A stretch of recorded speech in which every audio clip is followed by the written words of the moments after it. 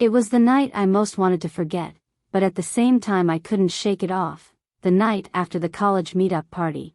What happened at home with my brothers is something I'll never forget. I'm not sure if I wanted to forget it, but one thing is for sure, that night something felt wrong, and the more time went by, the stronger that feeling became. My parents had gone overseas for 2 days, as they usually did, and I was alone at home with my brothers, with my mum and dad always busy with work. It had become a routine, being alone with my brothers. I don't know why, but it had become a routine since I was 18.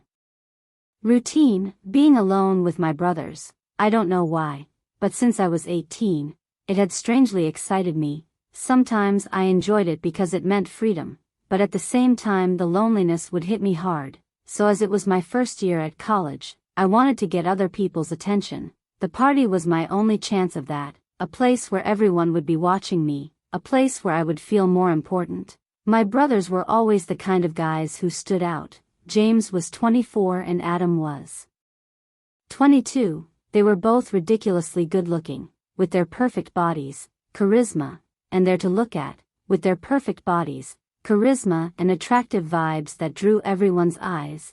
To live with them in the same house, to have time alone sometimes felt like a sense of security. But it also stirred a strange excitement in me. The way they looked after themselves, always looking sharp, just made their presence even more intense. Being around them sometimes felt like I was just craving their attention. Other times it was more than that, and it made me feel uncomfortable. My brother Adam was always full of life, someone who could attract everyone's attention.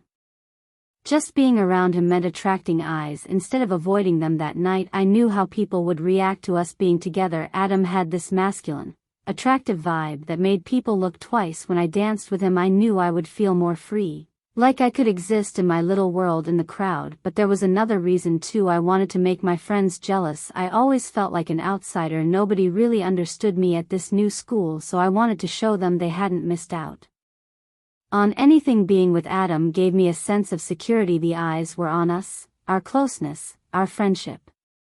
On us, our closeness, our laughter. Everything made it clear that we were the center of attention. People were watching us, and that made me feel strangely comfortable. We seemed to be having fun, but their eyes were always on us, analyzing our every move. Drinking seemed like a good idea at first. A few drinks would loosen me up, right? But that night things started to go wrong. The drinks got to me, and like everyone else I ended up drinking a little too much. As Adam's closeness became more obvious, my feelings became even more complicated. When we danced I felt a momentary sense of relief and got even closer to him. I felt a momentary sense of relief and became even closer to him.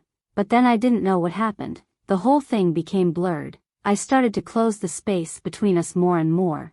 It felt fun, but at the same time I was getting sucked into this inner conflict. As the night went on everything got tangled up. I found myself lost and in a difficult position at this party. The one I had originally gone to just to get attention. By the end of the night I had got exactly what I wanted, being with Adam, getting everyone's attention, feeling their eyes on us. Everything was going exactly as I had planned with the alcohol. As we danced, I concentrated on moving my body closer to his. I noticed the spark in his eyes. It wasn't just the attention of the people around us. Adam's gaze was all on me now. In that moment I felt things I hadn't felt in a long time. But as those thoughts raced through my head, I knew I had gotten what I wanted. On the way home with Adam my mind was a bit all over the place. I was drunk, but it still made me feel strong. As we got closer to the house I could feel the excitement building inside me. James, who loved to watch films, had stayed on the first floor without lifting his head. He was lost in the film on the couch. Adam, however, started to rush upstairs without saying a word. That's when I noticed something. Adam's behavior didn't seem normal at all. Without looking at me, he quickly said, "Come on," and started to lead me. There was something in his eyes, but I couldn't make out what it was when I looked closer. It was obvious he was hiding something from me as he called my name and led me to his room. The confusion inside me grew stronger. The worried look on his face made me think about what he was hiding. The look of concern on his face made me think I realized he was trying to get my attention, and with every step he took away from the room he seemed to hurry up more. It was so obvious I couldn't pull back. I didn't know exactly what to do, but something was pushing me forward, making me quicken my steps. When we got to the room he closed the door quickly and I couldn't take my eyes off him for a second. The strange look in his eyes caught my attention so much it felt so familiar. We were suddenly so close. Adam's interest in me had always been different, but tonight it was different. It was all so fast, so close, so complicated. Between the drunkenness and the attraction I couldn't tell where one ended and the other began. There was a moment of unease and tugging. Adam motioned for me to move to the corner of the room, but I noticed whether he liked it or not I was doing things to get his attention. With every move, every glance, I was making him feel closer, but his eyes were hiding something, as if he didn't want me to see it. When I realized Adam had gone downstairs my curiosity grew even more. I wanted to see what James was watching for because tonight felt different. I paused for a moment, but my curiosity was stronger than anything. Without even taking off my little red dress I decided to sneak down, using the silence of the house to my advantage. No one had heard me as I made my way down the stairs. The sound of my footsteps seemed to disappear as they echoed silently off the walls. With both excitement and a bit of fear I made my way to the room where James was. This wasn't a new area for me, but tonight everything felt different. James usually liked to watch romantic movies, and tonight was no different. As I entered the room I silently started to walk towards James, who was sitting in the corner of the room looking at me with a smile on his face and a smile in his eyes. As I walked into the room I thought to myself, I can't believe I'm doing this. I entered the room and silently began to watch from the dark corner. James and Adam were sitting side by side on the couch. The atmosphere in the room, with the magic of the film, suddenly began to feel strange to me. Adam's presence was a reminder of how much everything had changed. I began to pay closer attention. Romantic scenes began to play in the film, and the intensity of these scenes quickly changed the meaning of everything. I could feel something stirring inside me. The drunkenness gave me a little more courage in this moment. With all the mixed emotions I suddenly found myself in.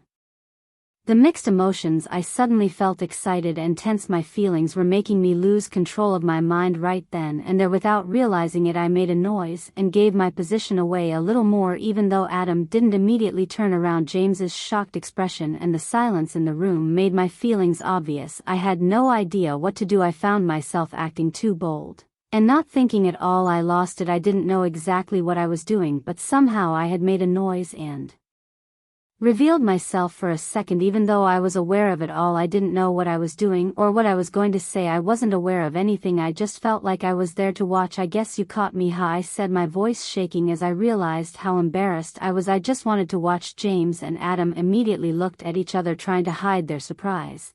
Adam spoke firmly and said, watching this sort of thing at your age is not right for you. Go to your room and get some rest. But I didn't listen to them. Something was rising inside me. I'm 19, I said, like I had no reason to argue. I'm aware of everything. Then, without waiting, I took another step and sat down between my two brothers right next to them. Without thinking, it felt like everything was somehow okay. I just want to watch, I said, feeling strangely relieved. Unfortunately, as it was an adult film, it went on with some pretty disturbing scenes. My eyes were glued to the screen, but at the same time the feeling of embarrassment was quickly growing inside me. At that moment I realized how complicated everything was. I was embarrassed, but there was also a strange kind of attraction in that. As the film went on, the scenes became more intimate, and with each passing second I felt smaller. My mind was a mess, and the drunkenness was making me feel worse by the minute. But as the film ended, I decided to get up, and as I slowly stood up I lost my balance, and in a moment of panic I fell towards the couch and accidentally landed in Adam and James's laps.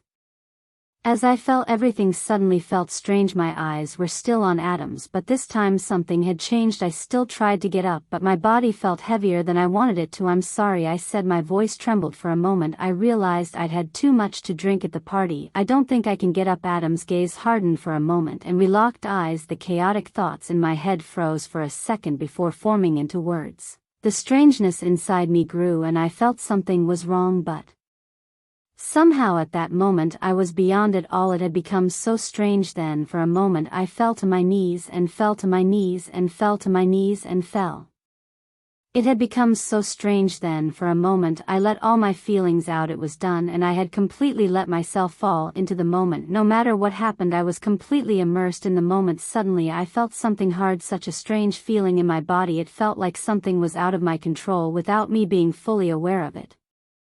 I was aware of it. My mind was fuzzy and my body was unstable. At that moment I thought I had lost control. Maybe I could control this strange feeling. I slowly turned to James, looking into his eyes, trying to find some kind of courage. "James, the remote is hurting my back. Can you move it?" I said. My voice trembled involuntarily at that moment. I noticed the shock on James's face. His eyes widened, his mouth agape, almost frozen. James's look made me feel like everything had stopped for a moment. In that moment, even though I didn't know exactly what to do, I realized that when I woke up in the morning, as soon as I opened my eyes, I had disappeared from everything. I was confronted with this dark void in my mind. Everything was a blur. I strained my brain to remember, but no matter how hard I tried, I couldn't make sense of the night. There were only fragments, broken moments too scattered to put together. James's shocked look, the strange emotions I felt at that moment. Everything was like a dream, but I was awake. I slowly got up and left the room. My body was still feeling that night, every moment, every contact, but my mind was so confused. James was confused. Look what he was saying to me. It was all so complicated. Something had happened, but I couldn't remember exactly what. The only thing I could remember was the confusion, the restlessness inside me as I tried to make sense of it all.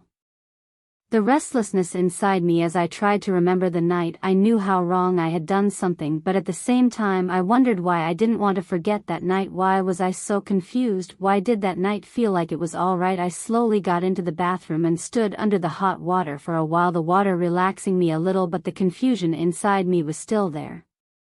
A little, but the confusion in my mind wouldn't go away. Everything that happened that night was wrong, but somehow it was also the best night of my life. Why did I feel this way? Only one thing was for sure: that night changed everything. But now I didn't know what to do. How could I untangle this mess? How could I move on? The voices were still confused, but I knew I could do it.